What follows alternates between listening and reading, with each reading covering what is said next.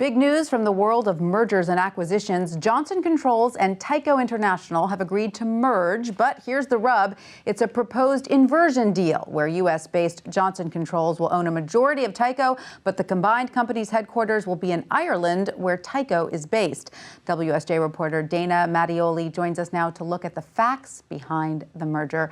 Hi, Dana. Great to see you. So this is a big deal in terms of the combined valuation for these two companies who've individually been struggling, correct? Yeah, that's right. It's a big strategic shift for them, but arguably when you speak to some people, some of the biggest savings will come from redomiciling overseas in what's called a tax inversion, which has been highly scrutinized by Washington and called unpatriotic. Absolutely, and it's certainly this will add some fuel to that controversy fire, correct?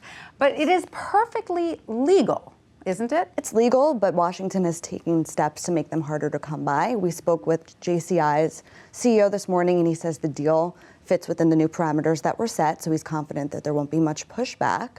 And if you think about it, companies are doing this because the tax rate in the U.S. is effectively 35%. If you go to some place like Ireland, which Allergan and Pfizer are also doing, it's 12%.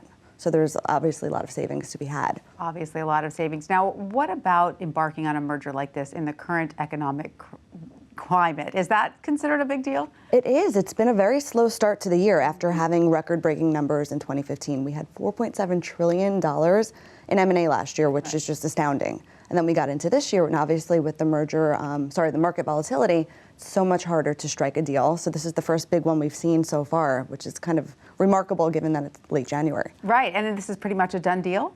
It's a done deal. They've announced it. Obviously, with any merger, there will be regulatory approval and other hurdles you have to jump through, right. But they're hoping to get it closed. So in terms of M&A, how do you see 2016 shaping up? It's tough to say. We saw so many mega deals last year, and just the size of them, I don't think it can be repeated. I don't know if there'll be a $150 billion deal this year because there's not many companies left of that size. But a lot of what drove, M&A last year is still in place. It's hard to have organic growth.